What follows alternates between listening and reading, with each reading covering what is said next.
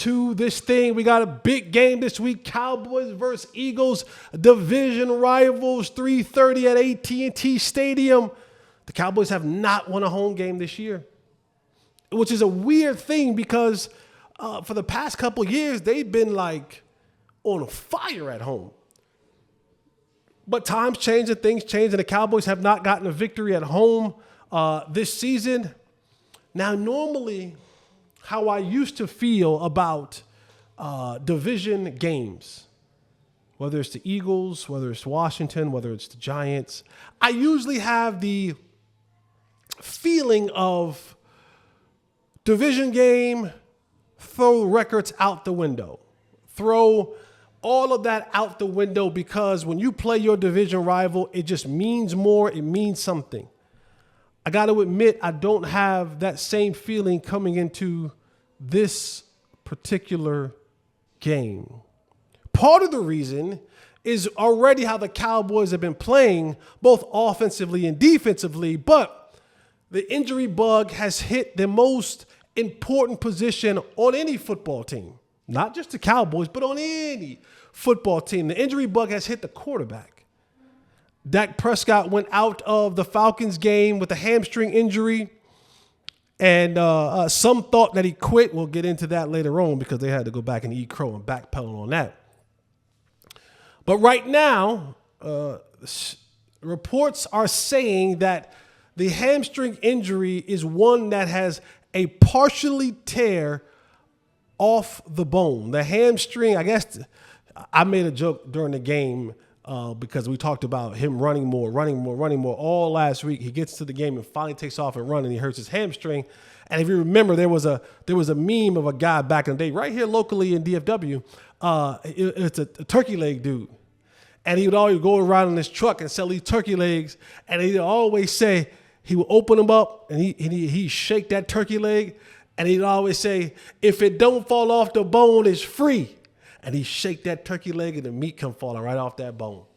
And I had jokingly put that out on Twitter Sunday when it happened, not knowing that a couple of days later it will come to fruition that the meat has actually partially falling off the bone for Dak Prescott. Now, they have not ruled him as far as IR just yet. He's been getting second and third and fourth opinions. And honestly, if you hunt around long enough and you got enough bread, you can find a doctor that's certified somewhere in this country that will give you, that will clear you, or a program that will clear you enough to go and play. Remember many years ago when I think it was Jason Witten, and he had the ruptured spleen or something like that. And he couldn't find a doctor to clear him, and he went around and found a doctor in New York that would clear him enough to play.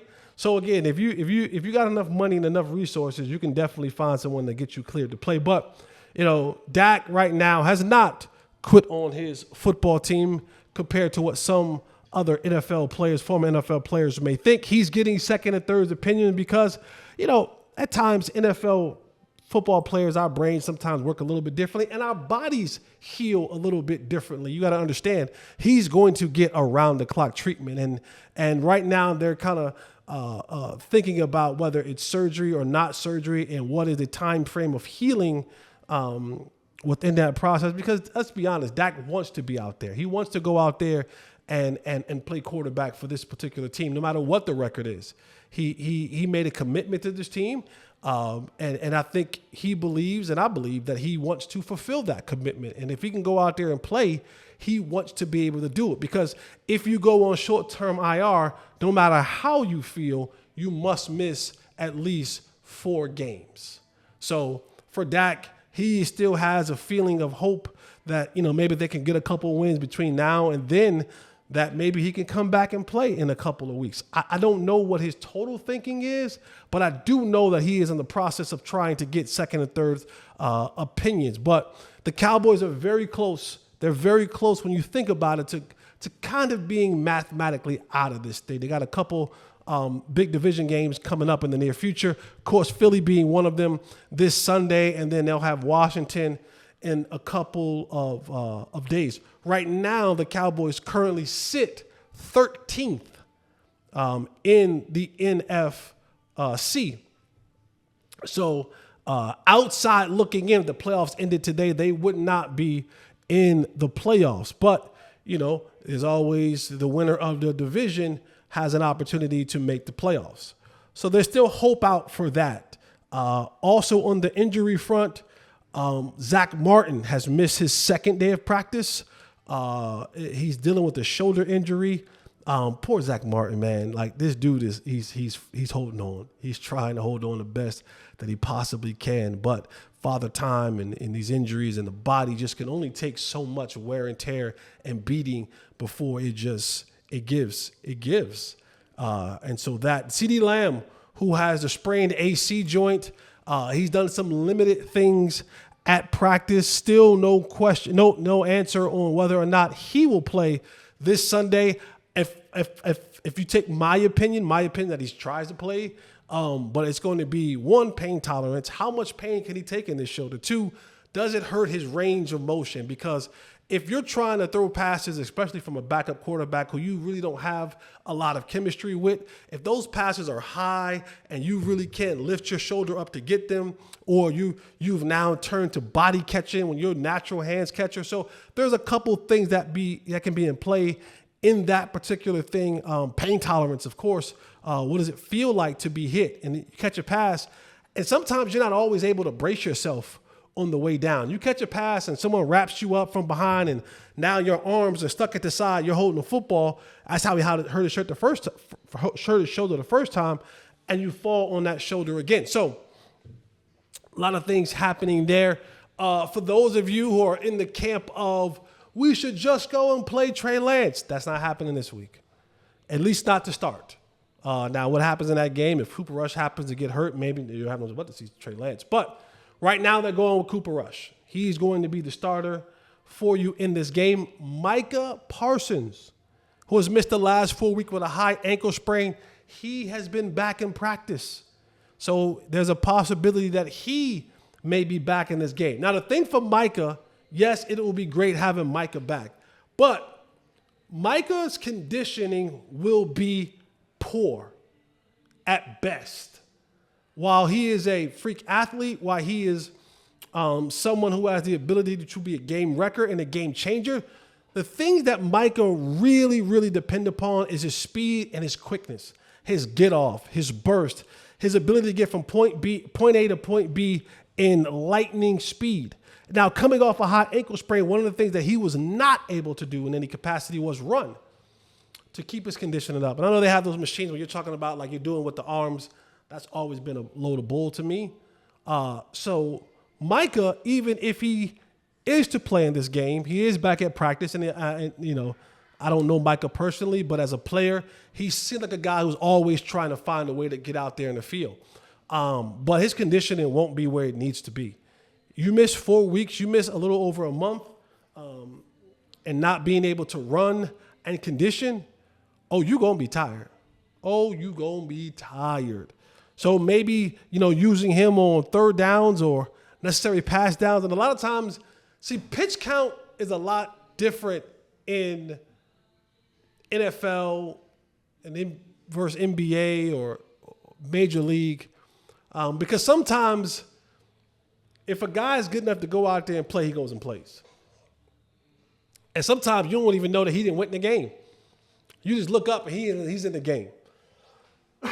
Excuse me. So will he be on the pitch count? Probably. But once he gets in there, he's going to try to go out there and be the best that he very well can be. But when you start looking this thing down, breaking this thing down, look at the Cowboys defensively. And they have been really, really, really, really, really banged up with injuries. Of course, Sam Williams is gone, and Nealon is gone, and Deron Bland is still working with the rehab group, so he won't be playing.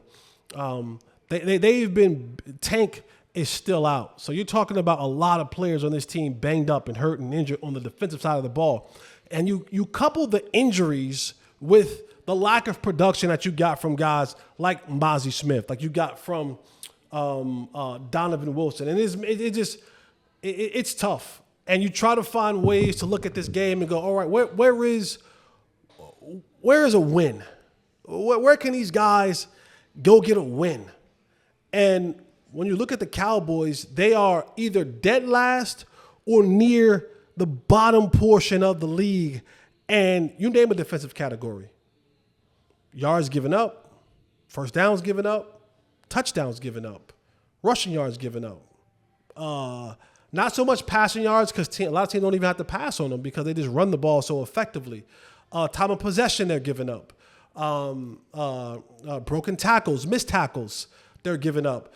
They're at the bottom of the league in pressures created. A lot of their guys on their defensive line are rated the worst in the league, whatever metrics that you want to use, PFF, whatever it is. I saw a stat the other day, and it's not me picking on him, but Mozzie Smith graded out the last game somewhere around like 27%. 27% is what he graded out. Like, that's tough. That's tough. And I listen and I look at Mike Zimmer at some of these press conferences that he does, and boy, does he look defeated. He looks like a man who doesn't have the answers. Because no matter what he wants to do, I gave you guys a stat a couple of weeks ago, and I told you that even with a loaded box, meaning the Cowboys bring more guys into the box than the opposing team has to block the guys that they have in the box. And teams are still have a 52% success rate when they run against the Cowboys in a loaded box. And they look at the success rate as being like 4 and 4.5 yards per carry that they do it. So the Cowboys are still loading the box, and teams are still having success with them loading the box. And so when you start looking at things like that, where you're blinking run blitzes and you're loading the blocks and doing all that stuff, and people are still having success, you find yourself stuck. And that's where the Cowboys are right now defensively. And they're going up against one of the hottest offenses in the league right now.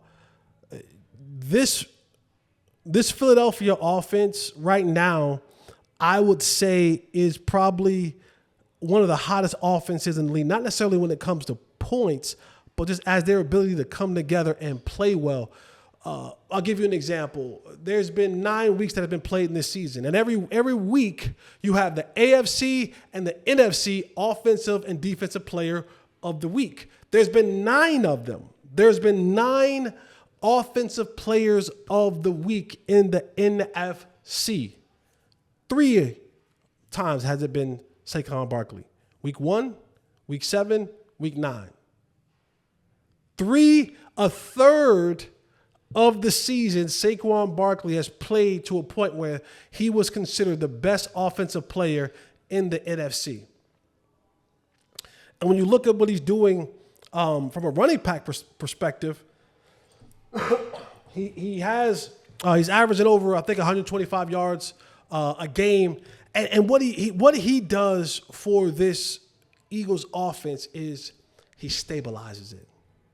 He gives them a legitimate run threat who can run in any place on the field. You want him in the A-gaps? He can run in the A-gaps. He can get ugly, tough yards in the A-gap. You want him in the B-gaps? He can run in the B-gaps, get ugly, tough yards in the B-gap. He understands and has the vision to be able to jump cut from the A-gap to the B-gap, or jump cut from the B-gap back to the A-gap. He has the ability to do that. You want their guys to run outside, you want to run some Jones stuff, some sweep stuff, some toss stuff, Saquon Barkley can do that.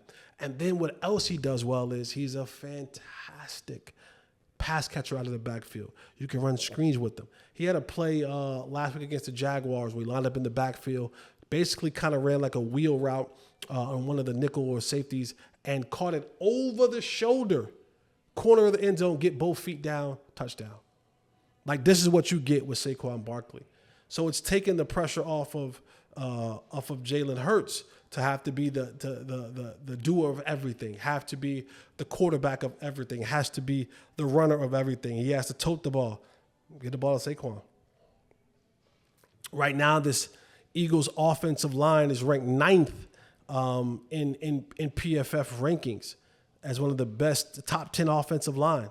You have arguably in Lane Johnson. I'm trying to think there.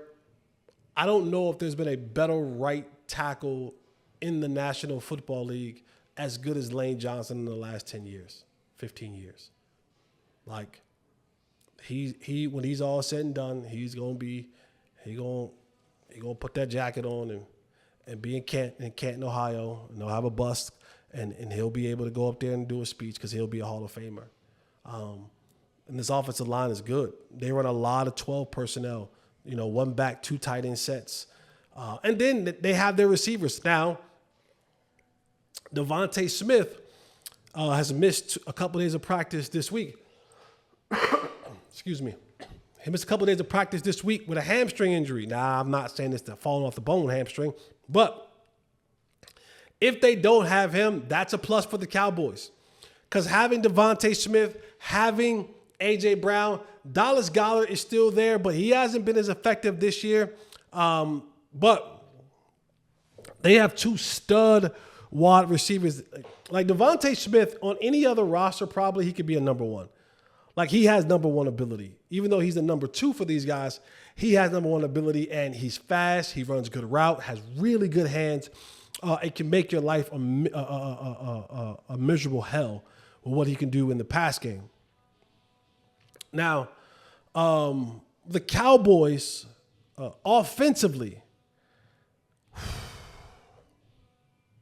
I remember Cooper Rush when he had to start a couple years ago for Dak Prescott, and I thought to myself, like, oh, everybody's like, oh, he's been 5-1. Remember the last time that he started and all that other kind of good stuff. I want to inform you, ladies and gentlemen, that is not this. That team then was made up of a different quality of cats. That was when Zeke was good and Tony Pollard was good and the offensive line was good, and you had a good Zach Martin, and you had a really good Tyron Smith, and you had good center, like you had a good offensive line. Your defense was top 10 at that time when you were creating turnovers, and Trayvon Diggs was picking people off, and Micah was creating havoc and wreaking havoc and making backfields a nightmare for quarterbacks and so on and so forth. That defense was different back then. So I just look at this team offensively and I think to myself, I don't know what they're going to do. And I've been trying to put my mind and wrap my mind around a game plan. And the thing that I could come up with is you kind of got to actually play how the Eagles play. You have to go a lot of 12 personnel. 1, 2. The one back, two tight ends, two receivers. Or you got to go 13 personnel, 1 back, 3 tight ends, 1 wide receiver. Or you got to go 22 personnel, 2 backs, 2 tight ends, 1 wide receiver. You have to find a way to get more guys up there because your offensive line has not been well.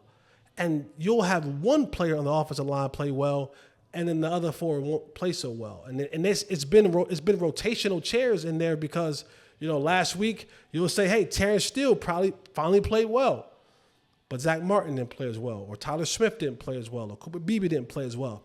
And what you're facing this week with Philadelphia is you're facing those Georgia boys. You're facing Jordan Davis and Carter, and then you'll face Sweat on the outside and Huff. And say what you want, people look at the Cowboys now, especially their offensive line, as food. Right? Last week, they played the Atlanta Falcons. The Atlanta Falcons had 6 sacks total on the year and got 3 in that game. They haven't been able to get pressure and sacks all season. They had 6 sacks total. That's like less than 1 sack a game. They got 3 on the Cowboys in one game.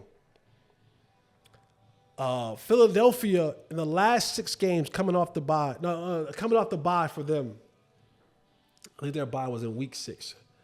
They lead the league in sacks, turnovers. That unit up front has like 51 tackles. They're playing well. So for the Cowboys, the name of the game for the Cowboys has to be bring bigger bodies in to protect, get the ball out of the hands of Cooper Rush quickly. Slants, hitches. If you're going to run the ball, you're not going to be able to do it your traditional way.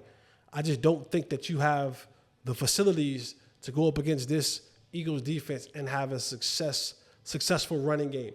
And you know, the biggest thing for the Cowboys is your inability to have any type of success on first down. So what you don't want to do for your quarterback who's, you know, and think about this, Cooper Rush really hasn't gotten any snaps in a long time. Because if you remember, in training camp and in the preseason, the Cowboys were hell-bent on giving Trey Lance all the possible reps he can get because they wanted to see what he was going to be as a player. And they kind of already knew what Cooper Rush was. So they limited him from having any of the preseason reps and gave like 95% of them to Trey Lance. Now, I know he's got some practice reps, what little practice that he was able to get, but he didn't get any seasonal reps.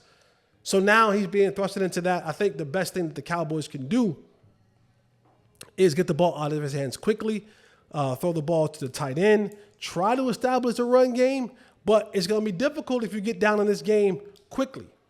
If you get down in this game early in this game like you've been most of the year, now you have to abandon the run game and you have to go purely into the passing game. And Philadelphia already, they don't blitz. Vic Fangio, he's not a guy who's going to be blitzing this squad that doesn't blitz. They play with their front four. They drop a bunch of guys in covers. Now, that has always been a thing that has plagued the Cowboys, or at least Dak Prescott. And so if they keep that same approach, which I think they will, because they're playing well. They're playing well in the back end with their coverage, and they have to make they have to make Cooper Rush sift through all of that nonsense to make plays. They're just saying we're gonna bet on two things. We're gonna bet on one, you not able to hold up this blocking, and we're gonna get pressure to you, and then two, if we don't get to you, we're going to bet that you're going to make a mistake before you get a touchdown. Whether that be, on first or second down, now you get to a third and long, and you can't complete it and keep the drive alive, and now you have to punt it. They're going to just play the percentages. This is, the Cowboys found themselves in a very difficult situation. They do. You're just not playing – you're not playing a good brand of football right now. And you haven't been for weeks. The Cowboys just aren't good enough right now. Coaching-wise, player-wise, schematic-wise. And I know that you're probably saying, I don't want to hear this. This is not what I came here for. But I got to give it to you real. And if I'm being completely honest, this could be a game where, and you guys tell me if you think I'm wrong, Nick Sirianni is,